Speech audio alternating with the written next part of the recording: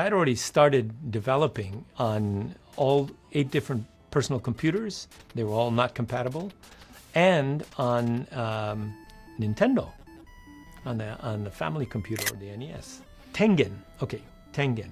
I know the guy who I can deal with at Tengen. His name is Randy Brolite. He sends me a fax and he says, sorry, but we've made a decision. We can't license it to you. I'm like, what? And Atari Games was owned, let's see, it was 46% by an American company, 46% by Namco, and 8% by the people running the company. So I thought, well, maybe Namco decided that they're going to publish it. But Namco had a policy. They never published anybody else's software. They only ever published their own games. I remember being at a trade show, and I ran into Iwatani. Iwatani is the creator of Pac-Man. And so I go, Mr. Iwatani, what do you think of Tetris? And he drew a blank. He said, what do you mean? I said, never mind. If Namco was going to be publishing Tetris, and if they were looking at it, he would know.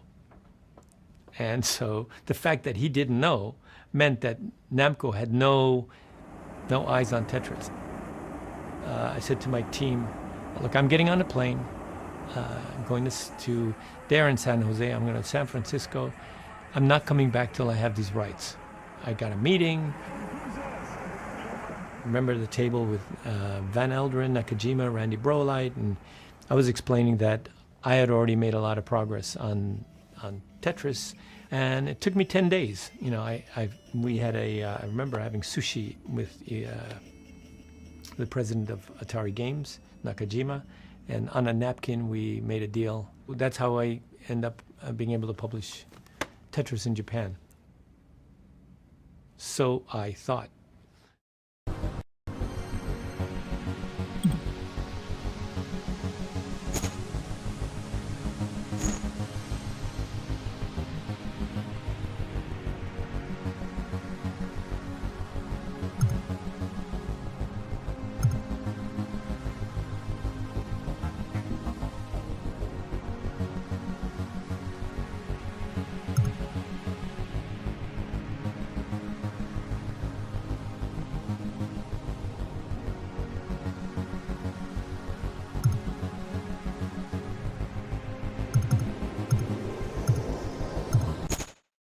We've invited everybody in here today for the grand showing of the original Tetris as Alexei programmed it. The machine is an electronic 60, and Alex came up with the idea to program Tetris, and he thought about it for 10 days and programmed it for about 4 days. And this is the result of his effort. So Alexei? I'm still on level 5, and I could increase the speed on the fly. Oh, really? Yes. I did that by accident the other day. How does that work? Yeah, you just push the 4 button, and now there we go. We are on the level 6. Oh, I see. It's a one-way thing. Exactly.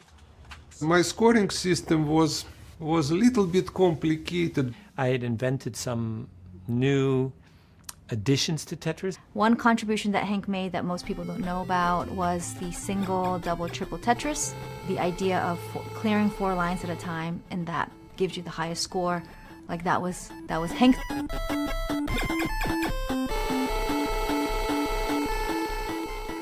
the original rules of Tetris, there is no points awarded for clearing a line. The only points that you get in the original Tetris is for allowing a new piece to appear in the playfield. And the way the scoring works is you get 24 points for allowing a piece to appear in the playfield. Every time it falls one row, then you lose 1 point. So the quicker you hard drop it into its final position, the more points you save. And Alexei charges you a 5-point tax for peeking at the next piece. So instead of getting 24 points, you only get 19 points if the next piece is showing. No, можно так. Now you see You see the next piece is shown just in the middle of the screen, I mean, height-wise. Do you like that idea though? Uh, Rewarding the player? Yeah, actually it's more natural. That's what people expect. You know, when I wrote the game, I think just about my own common sense. But if you do the game for people to play, you need to respond to what they expect out of the game. And it's quite natural to get extra credit for cleaning lines and other stuff. So basically, it's much better idea.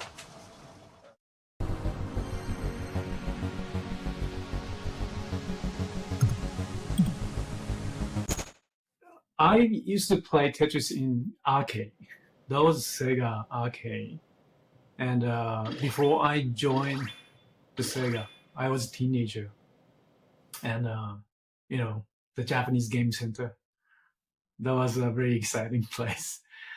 Two people sat facing each other in a table type cabinet.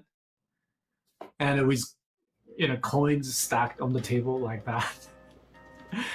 And I wasn't a good player, but I watched the super plays, by the great players, many great players in Japan.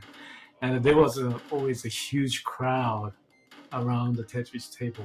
Tetris was like very intellectual battle type of game, It's very quiet and silence, and very high tension, and everybody watching just blocks. I think Tetris is the first game, it's very great to watch. Yeah, Tetris is very minimal, simple game. No decoration, just, very simple patterns of shapes. Everybody go into, deep dive into the zone states kind of feel. I love that. I love that feeling.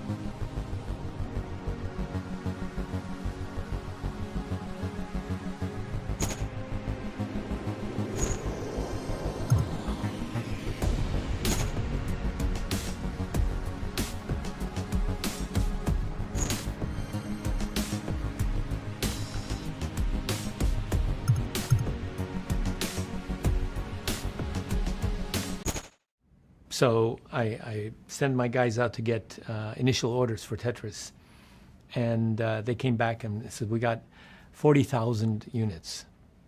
And 40,000 is not enough, because in order for you to get a repeat order, you have to sell through at least 200,000 copies. And so I made a meeting with you, Mr. Yamauchi, again. So, Mr. Yamauchi, I think I have one of the greatest games in the history of computer games. And my guy, I don't know whether it's my marketing that sucks or whether my sales guys suck. I don't know. But we've only been able to get 40,000 units. Well, he calls in Miyamoto. Miyamoto's the guy who made Mario and Zelda and everything. He called him Miyamoto. Miyamoto, is this a great game? And Miyamoto says, yes. And it's, wow. So, and how do you know? It says, because your secretaries and accountants are playing at lunch and after work. And then he calls in Imanishi. He's the number 2. He goes, Imanishi, I want you to put Nintendo's seal of approval on this game. I was like, whoa, that's like the seal of good housekeeping. And I want you to call every distributor and tell them to order more.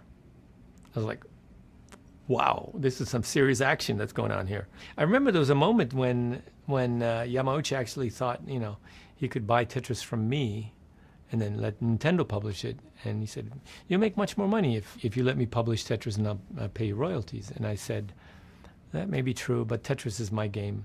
The only way that I would give you Tetris is if you would give me Mario. Okay, you got the point. So thank you very much. Go back to Yokohama. Mr.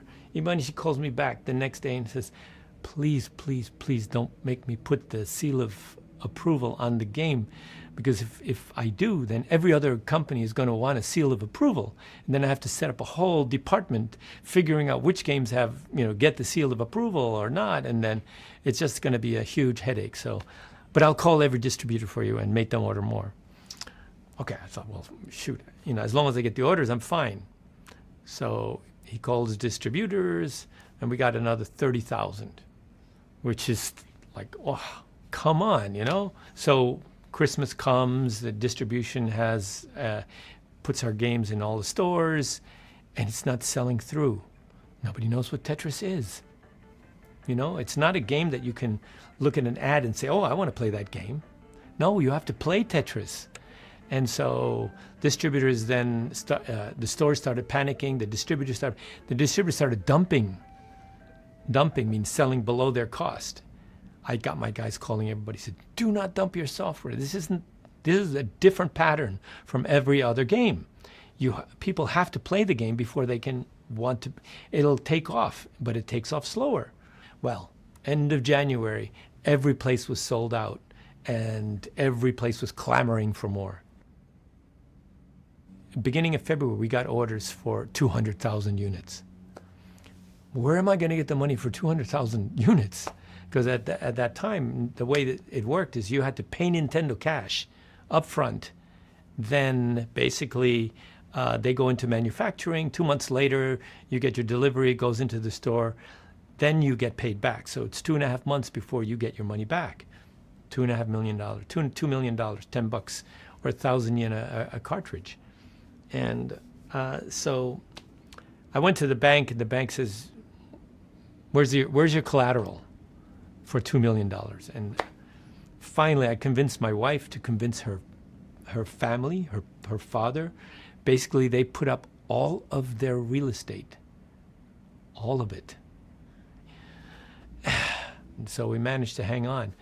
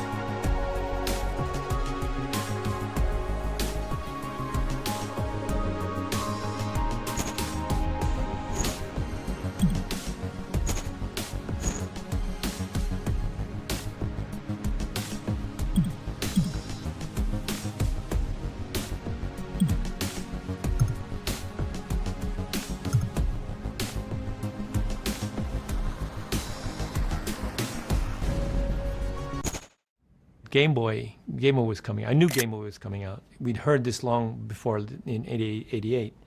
And so I got on a plane in January, and I went to Nintendo of America and met with Mr. Arakawa. And I said, Mr. Arakawa, what's your plan for Game Boy? I know you always have a policy to include a game with a new hardware. So what's your plan? And he said, well, I'm going to include Mario. And I said, well, I got a better game. It's Tetris. And he already knew about Tetris because people were playing it. And I said, if you want little boys to buy your Game Boy, include Mario. If you want everyone to buy your Game Boy, include Tetris. And then you could always, afterwards still sell Mario and make the money off Mario. So he called in, I think it was Ken Lobb. He called in his experts, and they all said, yeah, do that. Hats off to Mr. A and the rest of the team and Nintendo, recognizing that this was transformative and a critical product to pack in because it was the perfect product to launch it with. We made a deal. I shook hands on that. I didn't have the rights. I said, I'm going to go to the Soviet Union and get those rights.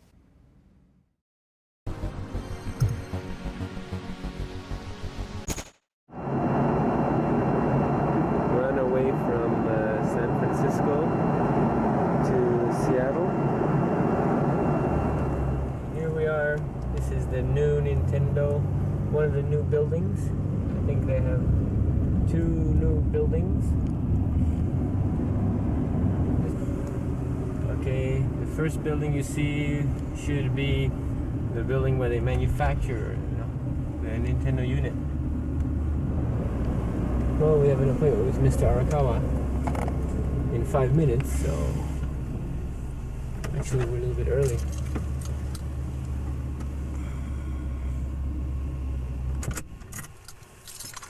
Let me introduce you to Mr. Ota.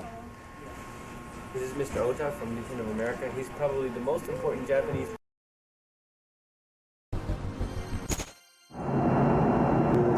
One should be from Nintendo of America. Let me introduce you to Mr.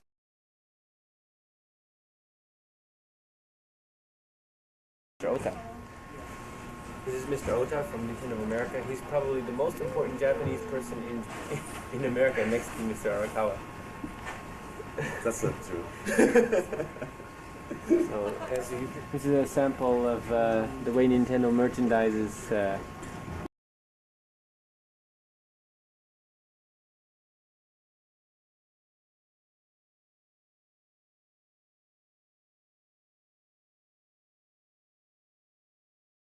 Products.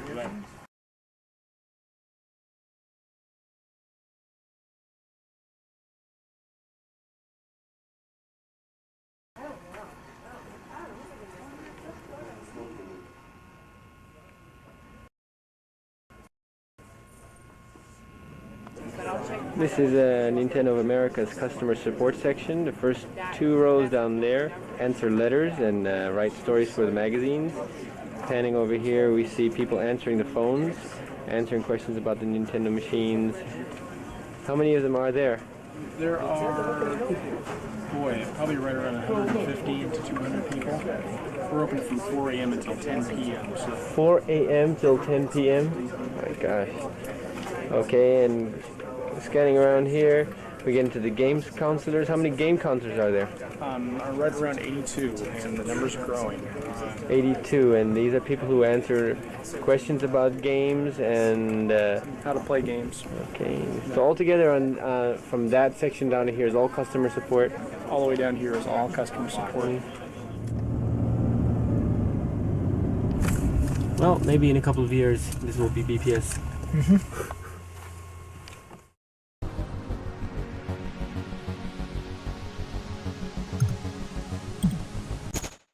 Robert Stein, he was the closest to Moscow, and we were communicating by fax for the handheld rights. You know, he kept on putting me off, and you know, he sends me a fax. He says, I'm going to go to this whatever trade show in Germany, then I'm going to Moscow, I'll be there for a week, there for a week, then I want you to come.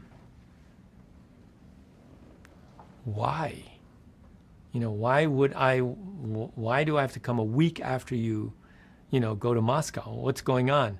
That was February of 1989. Then at that time, I got a call from Arakawa. I said, you know, somebody, and that was Gilman Louie, had come to me and said that they could give me the Game Boy rights to Tetris. All the alarms were going off. There is, you know, somebody else is dealing Tetris somewhere. I got to get on that plane. So I said, Mr. Arakawa, Gilman is the one who came to Japan and said he could give me the rights.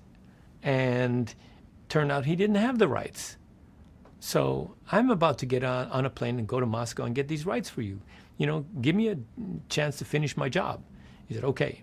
With a tourist visa, 2 days later, I got on a plane, went to Moscow.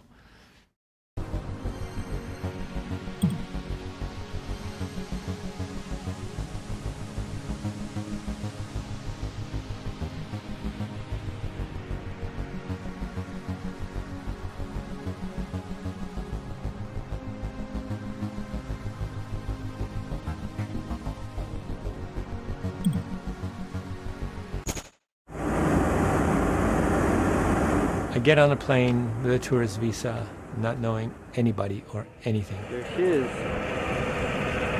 The St. Basil.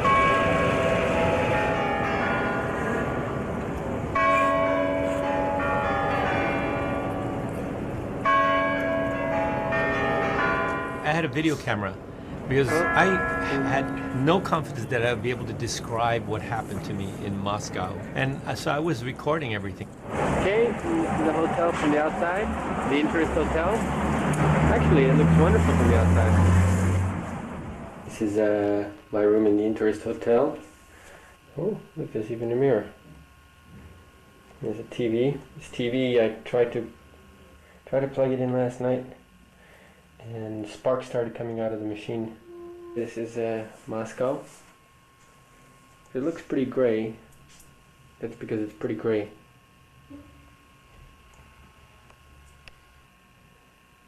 Well, today I'm going to go out, see what I can find out. All I have is the game with the copyright notice, and the copyright notice says Tengen to Mirosov, from Mirosov to Andromeda, from Andromeda to Elorg.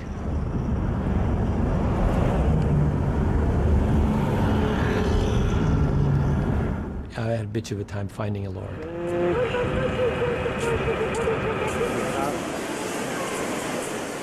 I've spent about 3 hours trying to locate Elorg. Watching video of Hawaii because the TV doesn't work, the radio doesn't work. I've read everything I could read. I'm waiting for a phone call from Japan. They're gonna tell me where the Moscow Book Club is because I'm sure I won't be able to find out by asking people here. My strategy was I was going to find a Go player in the Soviet Union. So I had gotten the address of the Russian Go Association. They made some phone calls for me, set up a Go game.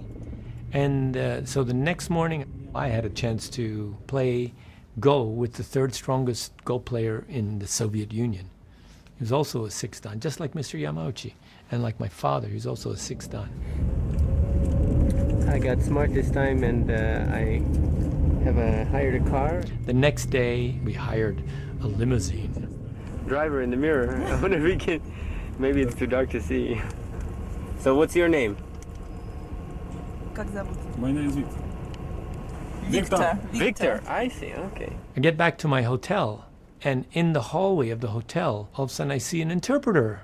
And it's like, interpreter. It's like, oh my gosh, of course, I should hire an interpreter. You know, to the left, you can't see. Yes, it's there is rink. one of the biggest swimming pools in Moscow. But it's not a swimming pool now. I'll bet it's a skating rink or No, something. no, it's swimming pool. It's open all the year round. And people swim there now. Yes. Wow. So I have a very lovely interpreter, and her name is. My name is Alla. So I have a very lovely interpreter. Wow. So I have a very lovely interpreter, and her name is. My name is Alla. Your name is Allah. And so I said to him, Allah, can you help me find Elorg? And she looked at it and said, oh yeah, I know where Elorg is. She knew that right away. And I said, that made me suspicious. It's like she already knew what I was looking for. In other words, the word had gotten around, this guy snooping around for Elorg, which I'm not supposed to be doing that. I'm not supposed to be meeting any Russians. I'm only supposed to be there taking pictures of tourist attractions. That's it. Really something. First, we went to the Go Club. The place where people play Go is inside of this big building where the Olympic Committee was. Whoa! What's this? Olympiada? Olympiski. That's where they have the chess club. They take their sports very seriously. We're going right into it. I'm impressed. I am impressed. I won that game. Problem with the Go player is he didn't speak a word of English. So he was absolutely useless. I couldn't get anything out of him, but I had the interpreters, it's fine. So then we went to Elorg. Okay, we're on the street here, where we just passed by the American Embassy. And that building there is Elorg. And I remember going up to the door of Elorg, this interpreter, she goes, no, you can't go in there. And I said, what do you mean I can't go in? I said, you're here on a tourist visa. It's like, how do you even know that, you know? And I said, I didn't come all this way to stand in front of a door and then go back to Japan and get a visa so that I can go through this door. I'm going through this door. Are you coming with me? And she said, no, I can't go with you. I said, okay, I'm going in. You wait here. So I just stood there in the lobby waiting for somebody to talk to me. Mr. Belikov comes down the stairs and I had my game. I said, I'm the publisher of this game in Japan, Tetris, and I'm looking for the rights to Tetris for handheld. And he looks at it and he looks at it and he says, what machine is this for? And I said, it's for Nintendo. It's a console. And he says, we never licensed Tetris for console to anyone. I'm like, holy crap. If somebody else picked up those rights, they could stop me from publishing and my in-laws would lose all of their land. So I was in some seriously deep kimchi at that moment. I decided, you know what? I'm going to focus on the mission that I'm here and I'll deal with this later. So I said, I would like to come back tomorrow and I'm here for the handheld rights. The reason I said the next day is because I wanted to make sure that they could get the right people in the room. So he said, okay, come back tomorrow. I'll meet you at 1 o'clock, blah, blah, blah. That was my official invitation right there. The next day I went back. I get escorted into this room. On one end of the long table, there are 8 people, something like that, sitting on the other side. I'm sitting by myself on this side. And we're about to start the 3rd degree. And all these guys are suspicious. Like, who the hell are you? How did you know? Because I came out of nowhere. I wasn't supposed to be there. You looked really suspicious from Japan with perfect English. I mean, something really wrong. Yeah, so I'm a Dutchman living in Japan who talks like an American. And by the way, my English is very simple English because I've been living in Japan for many years and I know how to speak English as a second language. So all these people are able to understand me. Anyway, there's like a lot of negative vibes coming from the other side of the table. And I could see his demeanor change as the conversation went on when he realized that I was a game designer. As I was explaining what my involvement was, I could see him visibly warm up. And I mean, the others, a couple of guys in there, I don't know, they're KGB or whatever they, Well, they are all, frankly, KGB, but they are not kind of field agents, so per se. Mostly they sell weapons, I believe, to the other country. They have specialty in making contracts and follow the money and... I can tell you this, nobody on the other side of the table, except Alexei, knew anything about computer games. Oh, about computer games, no, but about the international trade, they probably... They knew something. Well, if they did, they got totally spanked by Stein in that contract. I don't think Robert Stein, he intended to misrepresent anything. You know, he was like a sole entrepreneur who's out there trying to make a buck by licensing products. Stein shows up, which I knew he was going to be there. I just didn't know where or how. But what I didn't know was Kevin Maxwell also showed up. They never meet each other, but Kevin Maxwell, Stein, and Hank was at the same time in Ilorg, so I met them all.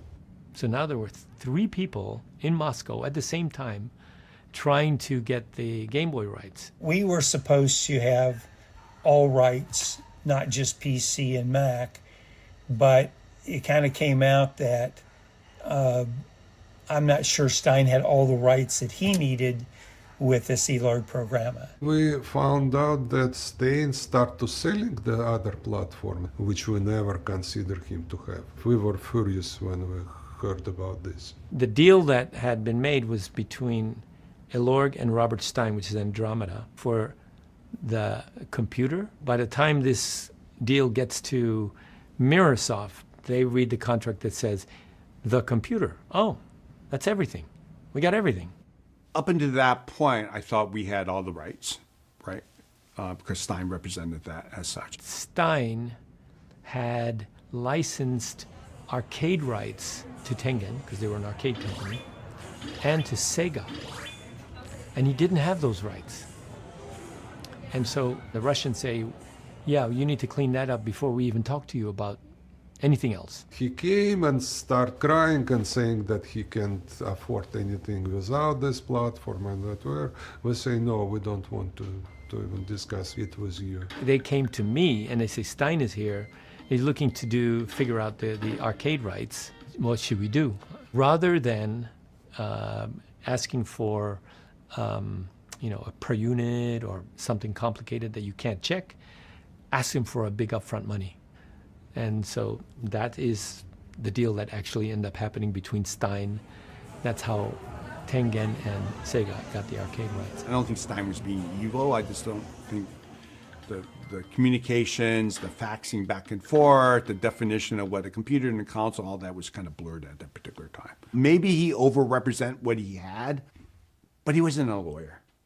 You know, he wasn't a contracts guy. He was trying to do his best to do one of his short deals, but you know, he didn't have a big name Silicon Valley law firm behind him. Stein wasn't publisher, he was an agent. All he's do is sub-license. So Robert Stein came to Moscow and said, look, we're publishing this. You can either cooperate or you can try and sue Microsoft or whatever. And that's, of course, an impossible thing. There's no way that the Russian government is going to sue somebody outside the Soviet Union over intellectual property. All this is brewing in one big stew. You had the Soviets and the Russians. You had the murkiness of the contract and the technical meetings of what was licensed and what wasn't licensed. You had Hank and Russia. You had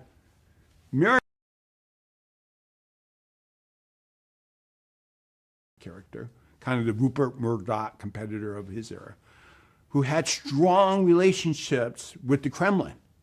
So he was trying to call in over the top, right, by engaging very senior levels of government to force the license to fall in favor of Atari and Microsoft.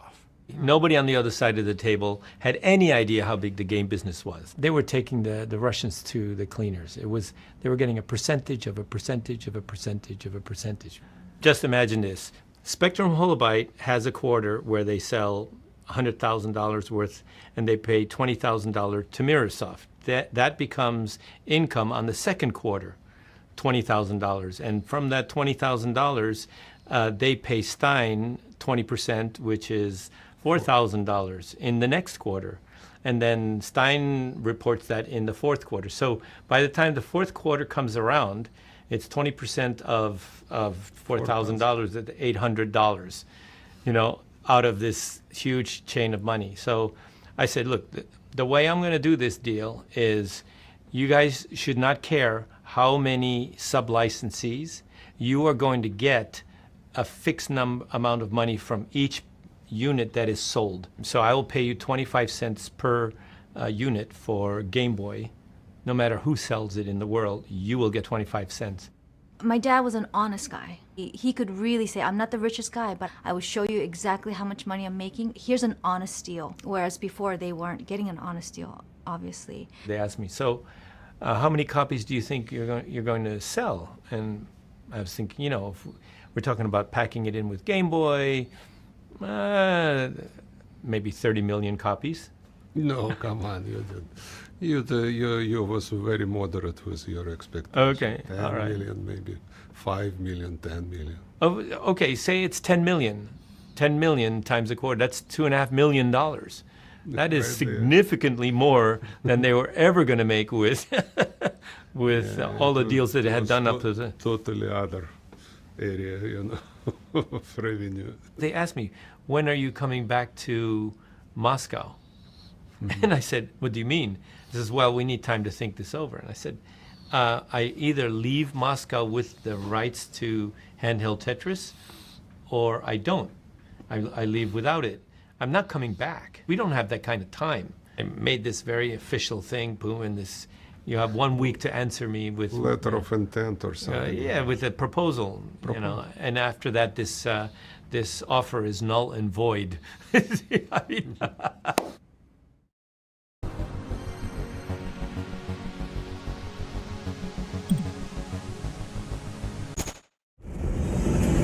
good morning. It looks like it's snowing. I was at Mr. Pachinov's house yesterday until 2 o'clock in the morning. Had a very interesting conversation about game design, and he showed me many new games. I'm sure we can have very fruitful relationships. I'm on my way now to 10 o'clock appointment with Elodie about obtaining the rights to handheld Tetris. We shall see. In that meeting, we hammered out the basics of what a deal would look like. And I said, I'll get you a contract. It took 8 hours to make a phone call out of the Soviet Union to anywhere. I make the phone call to my lawyer in Tokyo. I do it before I go to sleep so that if they call me during the night, then I'll be there. And I wake up in the morning, sure enough, it takes about 8 hours. I said, okay, I need a contract. I have to explain every word, so it can't have any big words. It can't be more than 20 pages because I have a limited amount of time to explain this. It has to be a fair contract because I'm not going to have time to go back and forth. This contract has to work the very first time. And it has to satisfy Nintendo that we actually have the rights to Tetris. And you have 24 hours to create this contract, and here's the fax number. So 24 hours later, this contract appears. To them, they'd never seen a contract that was that fair. Hank is a very good partner. We decide that we want him.